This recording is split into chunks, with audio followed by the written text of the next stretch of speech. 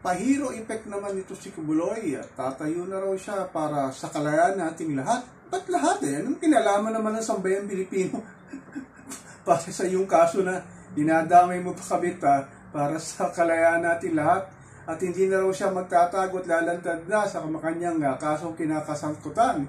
Maganda naman ang sinabi niya sa kanyang video voice message na lalantad na siya. Tama-tama yan. Hinahantay ka na sa Senado sa Marso 5 para ipagtanggol mo ang sarili sa mga nag-aakusa sa iyo, lalo na yung mga kababaihang minolestya mo. Ito yung pagkakataon mo na para linisin ang sarili mo, lalo na dun sa mga kabataan na minolestya mo at ginawa mong servant sa iyong simbahan. At lalo na yung kaso mo sa Amerika sa isang 11 years old na minolestya at ginahasa mo. Ito na rin ang pagkakataon mo para patunayan na ikaw isang inosente at hindi sinasabi na political motivated lang ito. At plano mo pa raw tumakbo sa Senado sa mid-election sa susunod na taon. Mananalo ka kaya sa Senado? Nasa taong bayan na rin yan. At kung may plano siyang tumakbo ng Senado, sana huwag natin siyang iboto.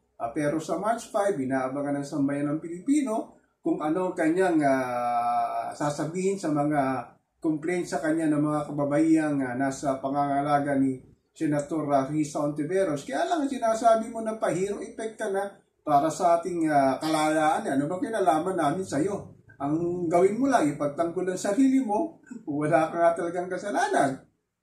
Marami nag-aabang na sa pagsasalita mo, lalo na yung mga miyembro mo na hanggang ngayon na nananampalataya pa sa iyo at sinasabi nilang na wala kang kasalanan at magaling kang leader ng iyong simbahan. Pero doon sa mga complainant naman na inaabangan ka kung paano may pagtatanggol ng iyong sarili, lalo na sa harapan ng mga senador. Yun lang ngayon pala, lalantad ka rin pala. Sabi mo hindi ka na natatakot ma-aresto. Yun pala, natatakot ka talaga kasi nga, pagka na-arrested ka at kinulong ka sa kustudiya ng Senado, laglag ka na. So, ganun talaga nung pagkataas mo. At ngayon naman talaga medyo, tingin ko natatakot na ito, lalo na pagka pumunta ito sa Senado. Pero ang tanong nga, pupunta kaya sa Senado, pero pag ang sabi ni Senator Risa Ontiveros, pag hindi ka pumunta, masasite for contempt ka, harestuin ka na.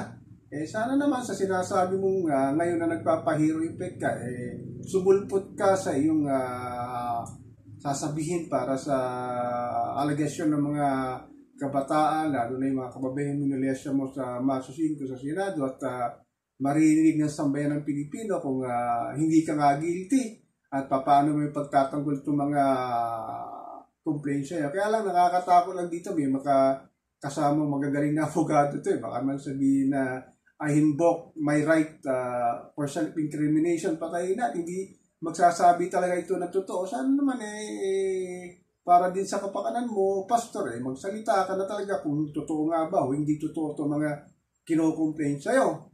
Pero sa mga nag-aabang na complainant sa kanya, talagang sasabihin nila kung anong ginawa ni pastor sa kanila, lalo ng kanilang kabataan, hanggang sa nagdalaga sila at ngayon nag-mature nga. Ang iba nga nasa Estados Unidos pa, doon inaantay nga kung paano siya makakarating doon. Ang sabi pa ni pastor, meron daw connivance na assassination plot laban sa kanya na manggagaling sa US government at saka Philippine government.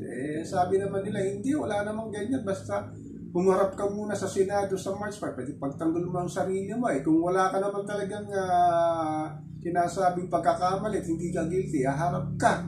So ako po si Papa Ken, patuloy po ako magmembro na magmamatsyag kakantabayan ng tong kaso ni Pastor Apollo Kibuloy.